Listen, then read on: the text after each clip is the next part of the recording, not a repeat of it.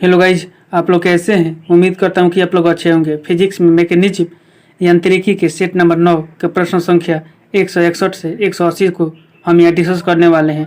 आइए इन प्रश्नों को देखते हैं। प्रश्न संख्या 161, कोई भी नाव डूब जाएगी यदि वह पानी हटाती है अपने आयतन के बराबर।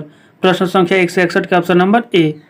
प्रश्न संख्या 162, महान वैज्ञानिक आर्किमिडीज किस देश से संबंधित थे। ग्रीस से। प्रश्न संख्या 162 का ऑप्शन नंबर डी। प्रश्न संख्या 163, पानी की बूंदों का तेलीय पृष्ठ पर न चिपकने का कारण है असंजक बल का अभाव। प्रश्न संख्या 163 का ऑप्शन नंबर ए। प्रश्न संख्या 164, तुल्यकारी उपग्रह घूमता है पृथ्वी के गिर्द पश्चिम से पूर्व। प्रश्न संख्या 164 का option number B.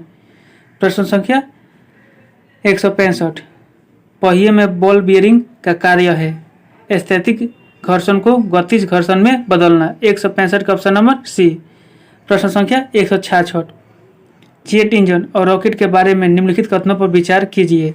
Jet engine अपनी ऑक्सीजन पूर्ति के लिए परिवेश की वायु का प्रयोग करता है, अतः यह अंतरिक्ष में गति के लिए अनुपयुक्त है। बिल्कुल सही है। रॉकेट अपने ऑक्सीजन पूर्ति में को गैस के रूप में और ईंधन के रूप में करता है, ये सही है, ये भी सही, दोनों सही है। प्रश्न संख्या 166 का ऑप्शन नंबर सी। प्रश्न संख्या 167, पानी की एक गिलास में एक बर्फ का टुकड़ा तैर रहा है।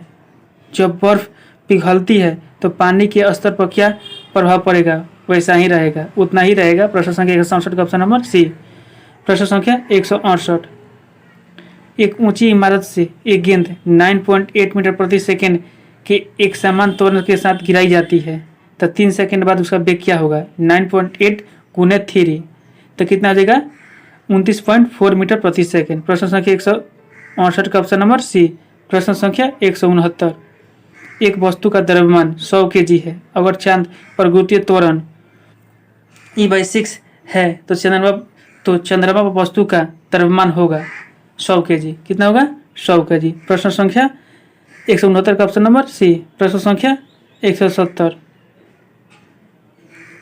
पावर शक्ति का एसआई मात्रक वाट है, किसके समतुल्य है। केजी मीटर स्क्वायर प्रति सेकेंड क्यूब। प्रश्न संख्या 170 का ऑप्शन नंबर सी। प्रश्न संख्या 171 को देखते हैं। प्रश्न संख्या 171, भारहीनता की अवस्था में एक मोमबत्ती की ज्वाला का आकार हो जाएगा गोलाकार। प्रश्न संख्या 171 का ऑप्शन नंबर सी। प्रश्न संख्या 172, एक केश नाली में जल की अपेक्षा एक तरल अधिक ऊंचाई तक चढ़ता है, इसका कारण है जल का पृष्ठ तनाव, तरल का पृष्ठ तनाव जल की अपेक्षा अधिक होता है। प्रश्न संख्या 172 का ऑप्शन नंबर डी। प्रश्न संख्या 173, निम्नलिखित में से किस एक के लिए केशिकत्व एकमात्र कारण नहीं है। स्याही का सूखना बिल्कुल सही है। भूमिगत जल का ऊपर चढ़ना, ये भी सही है। सूती कपड़ों पर जल की बूंद का फैलना, ये भी सही है।